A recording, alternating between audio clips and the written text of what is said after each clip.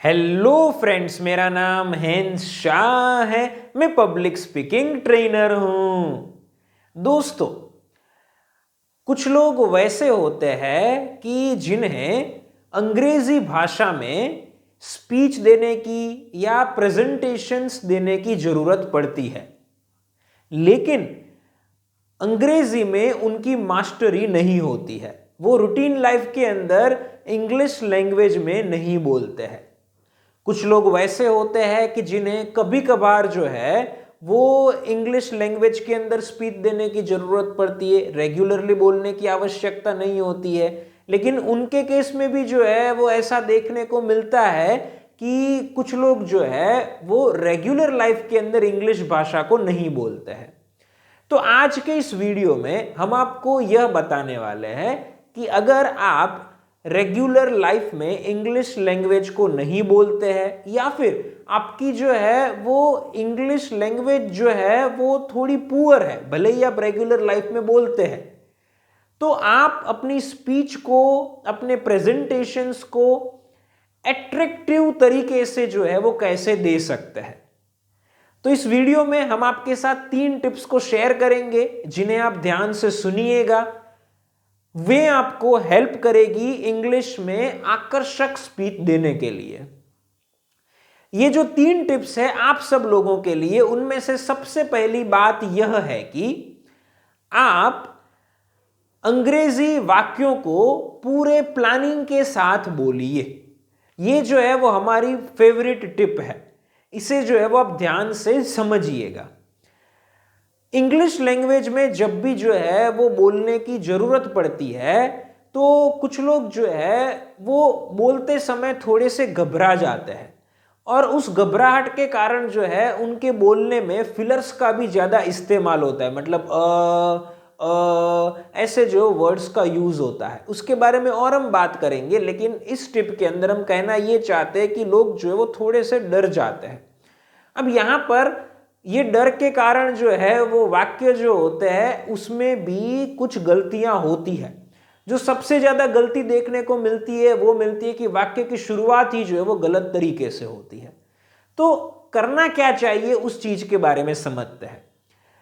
जब आप English language में स्पीच दे रहे हैं तो सबसे पहले तो एक चीज को आपको जो है वो समझ लेना है कि आपको आराम से जो अपनी स्पीच को डिलीवर करनी है, बहुत ही धीरे धीरे जो है वो सारी बातों को बतानी है। तो अब जो है वो धीरे धीरे जो आप बातें बताएंगे वो इसलिए बताएंगे क्योंकि वो जो आपको बीच में थोड़ा समय मिलेगा उस वक्त आपको सोचना है कि मेरा जो वाक्य है उसे मुझे शुरू किस प्रकार से करना है। हमने देखा है कि बहुत सारे लोग जो है वो वाक्य की शुरुआत ही गलत तरीके से करते हैं कि जिसके कारण फिर आगे भी जो है वो गलतियां होती है और जो सिंटेक्स होती है, वाक्य रचना होती है, वो पूरी तरह से बिगड़ जाती है। तो आपको सोचकर जो है वो वाक्य को शुरू करना है और फिर आगे जो बोलना है। इसमें भी हम आपको जो है वो तरीका बताते हैं कि कैसे सोचना है। आपके जो वाक्य होते हैं वो वाक्य की शुरुआत हो सके तो सब्जेक्ट के साथ कीजिए। सब्जेक्ट के साथ कीजिए मतलब आपको जो है वो प्रोनाउन का इस्तेमाल करने की कोशिश करनी है, जैसे कि I, we, you, he, she, it, they, ऐसे जो है वो शब्दों के साथ वाक्य को शुरू करने की कोशिश करनी है। या फिर आप ऐसे भी शुरुआत कर सकते हैं कि जिसमें पहला शब्द जो है वो दिस, दैट, देयर, ऐसे जो वो शब्द हो और अपने वाक्य को जो स्टार्ट कर सकते हैं। इस जो है वो तरीके को फॉलो करके आप अपने वाक्यों को जो है वो सही जो पहले तो बना पाएंगे। तो वाक्य की शुरुआत जो है वो प्रोनाउन के साथ करने की कोशिश कीजिए कि जिससे आपका वाक्य जो है वो सही आप बोल सके।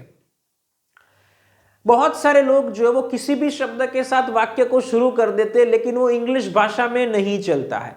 किसी अन्य भाषा में अगर आप बोल रहे हैं तो आप अन्य शब्द से भी वाक्य को शुरू कर सकते हैं और वाक्य को आराम से विदाउट एनी एरर भी कंप्लीट कर सकते हैं। लेकिन अंग्रेजी में ऐसा नहीं होता है, आपको अपना वाक्य राइट वर्ड से ही स्टार्ट करना पड़ेगा।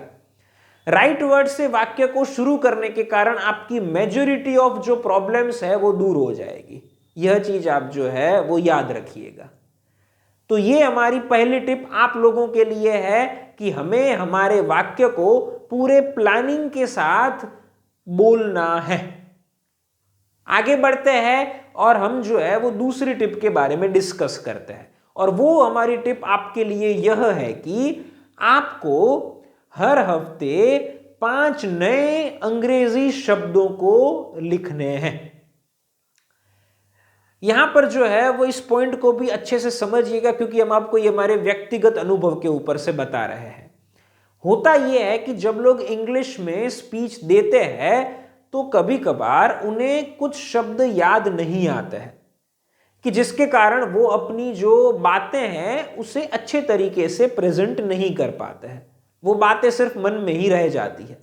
तो यहां पर हमें कोशिश वह करनी है कि हम रेगुलर लाइफ के अंदर नए नए शब्दों को सीखें। आप इसके लिए इस प्रकार से प्लानिंग कर सकते हैं कि हर हफ्ते आप 5 नए शब्दों को लिखिए। आप अपनी नोटबुक के अंदर उन शब्दों को लिख सकते हैं। अब यहां पर करना किस प्रकार से है वो भी हम आपको बताते हैं। आपको इस एक्टिविटी को 3 महीने तक फॉलो करना है। हर हफ्ते एक बार जो है वो यह चीज करनी है। 3 महीने के बाद अगर आपको अच्छा लगता है तो इसे आप और भी जो कंटिन्यू कर सकते हैं, अदरवाइज जो है वो आप स्टॉप कर सकते हैं। लेकिन हम आपको जो है वो गारंटी के साथ कह रहे हैं कि आपको अच्छा लगेगा और आप कुछ और समय तक भी जो कंटिन्यू करना पसंद करेंगे, लेकिन 3 महीने तक सिंसियरली इसे कीजिएगा। अब आपको ड्यूअल लैंग्वेज डिक्शनरी को खरीदना है, मतलब कि जिस डिक्शनरी के अंदर इंग्लिश भाषा में से आपकी जो रीजनल भाषा है उसका भी ट्रांसलेशन हो और आपकी रीजनल भाषा के कुछ शब्दों का इंग्लिश में भी ट्रांसलेशन हो, वैसे डिक्शनरी को खरीदिए। और आप ऐसा करेंगे कि हर हफ्ते जो है वो कोई भी अंग्रेजी शब्द रैंडमली जो है वो पसंद करेंगे कि जिसका मान लीजिए आपको मीनिंग नहीं पता है, तो उसको आप जो वो नोटबुक में लिख सकते हैं। वैसे ही किसी जो है वो रीजनल शब्द को जो रैंडमली चूज करेंगे, उसका अगर इंग्लिश में ट्रांसलेशन क्या होता है आपको पता नहीं है, तो उसे भी आप नोटबुक में लिख सकते हैं। तो ऐसे आपको जो है वो इस एक्टिविटी को करना है। जब आप एक हफ्ते के बाद दूसरे हफ्ते फिर से लिखना जो है वो शुरू करते हैं, तो आपको पहले हफ्ते के जो 5 वर्ड्स होते हैं उन्हें रिवाइज भी कर लेने हैं, कि जिसके कारण उन वर्ड्स को आप भूले नहीं और रेगुलरली रिवीजन के कारण वो आपको लंबे समय तक याद रहे, और हो सकता है कि आपको हमेशा के लिए याद रहे।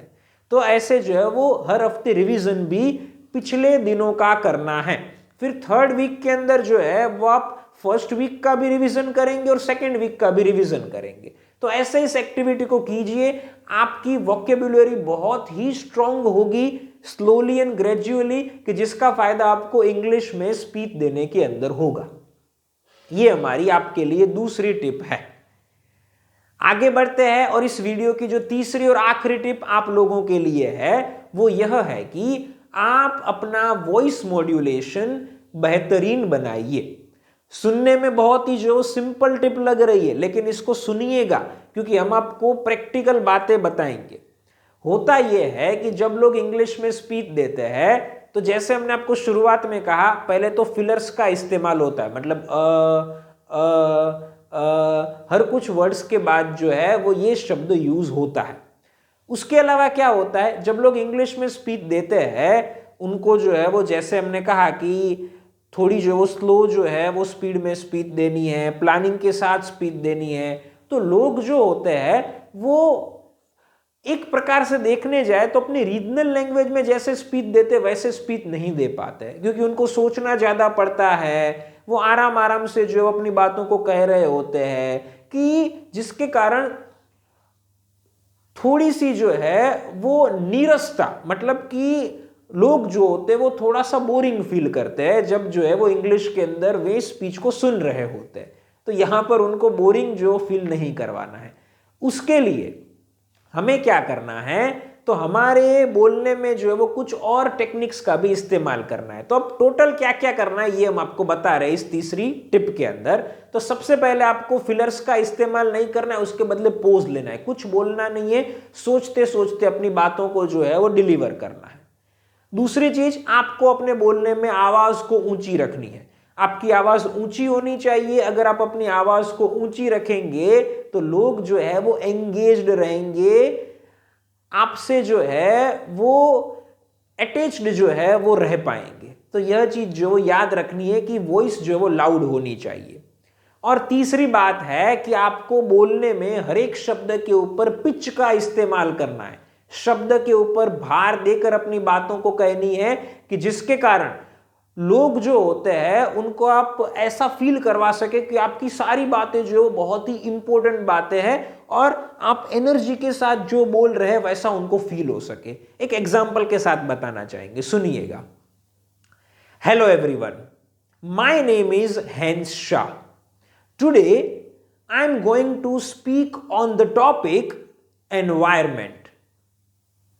I will tell you about environment, few important things. Please listen these things very carefully because this will give you very important message. तो यहां पर देखा आपने क्या किया, हमारी स्पीड जो है वो बहुत ही स्लो हमने रखी है। ये स्लो का मतलब जो है वो ऐसा नहीं है कि ये जो है वो स्पीड नहीं होनी चाहिए। स्लो मतलब कि फास्ट नहीं होनी चाहिए, नॉर्मल जो स्पीड होनी चाहिए। प्लस में आपने देखा होगा कि बोलने में हम जो है वो लाउडनेस के साथ बोल रहे थे, आवाज को थोड़ी ऊंची रखकर बोल रहे थे, शब्दों के ऊपर भार देकर बोल रहे थे, फिलर्स का यूज नहीं कर रहे थे। तो वैसे ही जो है वो इंग्लिश में स्पीच को डिलीवर करना है। तो ये जो है वो हमारी तीसरी टिप आप लोगों के लिए है कि बोलने में वॉइस मॉड्यूलेशन का यूज कीजिए। तो दोस्तों, इस प्रकार से हमने आपके साथ 3 टिप्स को शेयर किया कि जिनकी मदद से आप इंग्लिश लैंग्वेज में अट्रैक्टिव स्पीच डिलीवर कर सकते हैं। फ्रेंड्स, हमने तो आपको इस वीडियो के अंदर 3 टिप्स बताई कि जिन्हें आप जो फॉलो कर सकते हैं। लेकिन अगर आप इन सारी चीजों को और डिटेल में सीखना चाहते हैं और इंग्लिश में स्पीच देने की सिस्टम को A to Z जो है वो हमसे लर्न करना चाहते हैं, तो आप हमारे online live public speaking course को ज्वाइन कर सकते हैं। नीचे दिए गए नंबर के ऊपर हमारा कांटेक्ट कीजिए, हम आपके साथ बात करेंगे, आपको सारी इंफॉर्मेशन देंगे और आपको एक्सीलेंट पब्लिक स्पीकर बनाएंगे। फ्रेंड्स, हम आशा करते हैं कि आपको यह वीडियो पसंद आई होगी। फिर मिलेंगे एक नई पब्लिक स्पीकिंग स्किल्स की वीडियो के साथ। तब तक के लिए थैंक यू फॉर वॉचिंग।